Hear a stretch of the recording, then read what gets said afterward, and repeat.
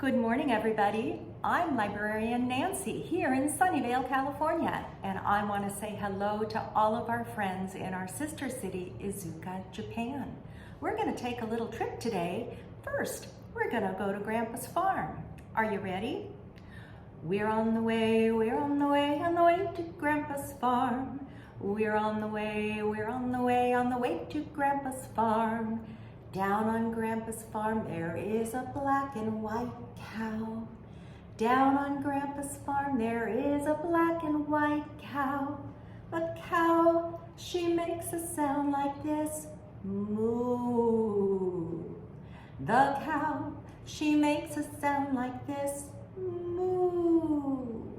Oh, we're on the way to Grandpa's farm. We're on the way to Grandpa's farm. Down on Grandpa's farm there is a fluffy white duck. Down on Grandpa's farm there is a fluffy white duck. The duck, he makes a sound like this, quack, quack. The duck, he makes a sound like this, quack, quack. Oh, we're on the way to Grandpa's farm. We're on the way to Grandpa's farm. Down on Grandpa's farm there is a stripy orange cat. Down on Grandpa's farm there is a stripy orange cat. The cat, she makes a sound like this, meow. The cat, she makes a sound like this, meow. Oh, we're on the way to Grandpa's farm. We're on the way to Grandpa's farm. And now that we've come back from the farm, it's time to take another trip. Now we're gonna take a little bit of a trip to Japan, to Iizuka. Iizuka is our sister city. That means that we share a very special relationship. We have a friendship and we have a connection with the people and the library in Iizuka. We're similar in a way. We both have big city near us, we have mountains near us, and we have an ocean near us. And we used to pull things from the earth. We did a lot of farming in our area, and in Iizuka, Japan, they mined for coal. But neither of us does as much of that anymore. Now we're all about technology and education. Now I want to show you. Here's a map of the world. Iizuka is very far. This is us right here. And then all the way over here, on the southern part of Japan, is Iizuka. But we're not that far away in our hearts. No, we have somebody who sits in front of our library. He's kind of our mascot, our statue in the front. And Iizuka has a mascot called Botabon, and he's sitting right next to our statue. Now, Botabon didn't used to be green. He was a big mountain of coal, but over the years, all the trees and all the bushes covered him up, and he's green now. He shows up in a lot of places, this Botabon, not just on our library bench. No, he shows up all over in the Iizuka library. Their library looks a lot like ours. And if you look carefully, here are all the librarians and Botabon showing up again. See, we're really not so different. There's something else that we share. Our children love art, lots of art, and Iizuka was kind enough to share some of their children's art with us, and I want to show it to you. It looks exactly like what we kind of draw here too. We share the same oceans, don't we? And here's another one. Oh, there's another picture from the children in Iizuka. And something very special. Look at this. Isn't this Beautiful. Look at these colors in this butterfly. Again, drawn from our children in Iizuka, Japan. And lastly, I want to show this. This is very special. Isn't that beautiful? Now, our children have drawn some things too. We have a piece of art here that says, "Reading is fun." That's drawn by a child in Sunnyvale. And another colorful picture that we want to share with Iizuka. Look at our beautiful dragon. And just one more. What colors our world? What makes us very, very happy? Well, this child drew a picture of my world, my family, my friends, and my piano. So we share a language in art. That leads me to my first book. This book does not have a whole lot of words in it, and there's a reason for that. It's called Drawn Together, and it's about two people who do not share words very easily. This is a little boy, and he's going to visit his grandfather. But the little boy doesn't seem very happy. Now, grandfather makes his own lunch, and then he tries to make something that he thinks his grandson might like, a hot dog and some French fries. And they sit and they eat, but they don't have a lot to say to each other. Little boy says, "What's new, Grandpa?" And Grandpa answers, but the grandson doesn't understand his language. They try to watch TV together, but they can't find a show that they both enjoy. And then the young boy has an idea. He takes out his art supplies and he begins to draw. And that gives Grandpa an idea. Grandpa gets out his sketchbook. And the little boy says, "Right when I gave up on talking, my grandfather surprised me by revealing a world beyond words. And in a flash, we see each other for the first time. All the things that we could never say come pouring out. And we build a new world that even words can't describe. But just when we're closer than ever," oh, look at that beautiful illustration. That old distance comes roaring back. But this time, I'm not afraid. Because I know that together, we can make our way across. Now, after years of searching for the right words, we find ourselves happily speechless. And that is the way that art brought these two together. I love all the colors in that book. I think they're so beautiful. I really do like them. It makes me want to bring out my flower board here. Okay, here we go. One little blue fish swimming in the water. One little blue fish swimming in the water. One little blue fish swimming in the water. Bubble, bubble, bubble, bubble, pop, pop, pop. What comes after one? That's right. One.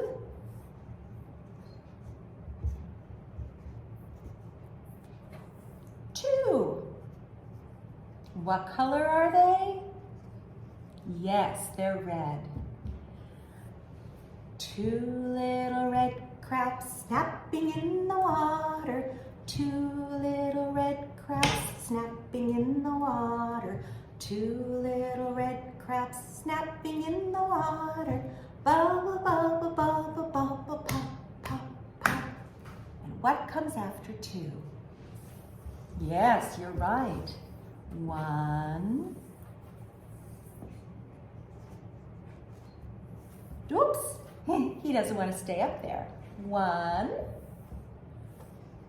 Two. And three. Three little jellyfish floating in the water. Three little jellyfish floating in the water. Three little jellyfish floating in the water. Bubble, bubble, bubble, bubble, pop, pop, pop. Yes, that's wonderful. I'd like to bring out another book to share with you. This one also has lots of beautiful art in it. It is written by somebody named Rich Lowe, and he's also the artist who drew all the pictures. A fox peeks out of his den at a white forest. All is silent. A buck stands hidden by the trees. A great horned owl sits on a nearby branch. The fox climbs out of his den. He stops to watch the squirrels eat. He passes mice foraging for seeds beneath the snow.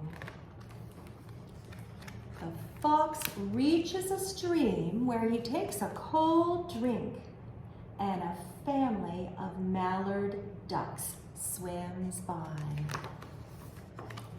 Across the stream, river otters rest on a rock. Suddenly, the earth trembles. The fox walks quietly past the moose. His thirst is quenched. The fox heads home. He passes rabbits hiding in a hollow log. Chattering crows greet the fox outside his den. After the snowfall. The end. I like how this book had lots of dark pictures with different colors drawn in places I wouldn't expect. Now, what would happen though if I could not use color in art? Let's find out a story about this spider, Andy Webb, artist. Do you know what he is? You're right, he's a spider. Andy Webb lived in the National Gallery and he loved to draw. At night, he came down from his web to study the artworks. When I grow up, I'd like to be an artist, he thought. His father was an engineer. His mother was a spin doctor. But Andy had always been creative. You'll struggle with color, worried Andy's dad. No spider has ever managed it. Humbug, said Andy's mom. Art is all about ideas, and our Andy has a unique point of view. Look what he's doing. That's right. He's drawing over the Mona Lisa. He thought, maybe I can draw figures like Michelangelo, he thought, and he traced along the contours of muscles and shoulders and limbs. He's tracing with his web, isn't he? He took lessons from all the great painters, tracing his way across purple skies, through windows and into blue rooms. Look at Andy painting with his spider webs. The more he studied, the more he learned about technique and composition. But it was color that attracted Andy at every turn. Especially red, he discovered, and he tried his best to stay inside the lines. Is he drawing in color yet, though? No. He studied abstract art and figure art, and his head filled with colorful ideas, but his web stayed white. Maybe I could draw shapes from my imagination, he wondered, or do a self-portrait like Frida Kahlo. They were both a little bit hairy, he thought, and a little bit handsome. And although dots were difficult, they weren't as hard as color, and Andy tried his very best. Oh, those dots are difficult for him. He was bursting with ideas for artworks all his own, but he knew Dad was right. No spider had ever worked in color. Webs are white, he finally accepted. I won't ever be as bright as Andy Warhol. It was just then that Andy noticed something wonderful in the dark gallery. Looking up from his point of view, he could see the lights were full of color. He was inspired. He hurried home to his web to try out his new idea. Using the backdrop of gallery lights, he filled his web with color. He mounted his own exhibition featuring celebrity insects, famous bugs of history, and a portrait of his mother. Look at all of Andy's artwork. Art is like a spider web, Andy realized. It all depends on how you look at it. Mom was thrilled, Dad was impressed, and everyone could see a very colorful future ahead for Andy Webb, artist. And there's our friend there. This was a really special book. And when I was looking at some of the artwork that came from the children in Iizuka, I noticed that some of them were not full of colors and they were still beautiful. This one is a storm. Can you see that? And we saw this one before that has a lot of colors that were underneath the black paint. But this one doesn't have as many colors, just a little bit, and it's still beautiful. And it reminds me a little bit of Andy Webb's spiderweb work. We're gonna end with a little song. Maybe you know it in Iizuka too. It's about the Itsy Bitsy spider, like Andy Webb. You ready? The itsy bitsy spider went up the water spout. Down came the rain and washed the spider out. Out came the sun and dried up all the rain. And the itsy bitsy spider went up the spout again. And I want to say thank you to all of you here in Sunnyvale who joined me this morning, and all of our friends in Iizuka, Japan. Goodbye, my friends, I'll see you soon, see you soon, see you soon. Goodbye, my friends, I'll see you soon on another day. Thank you for joining us for Sister City Storytime. Bye-bye.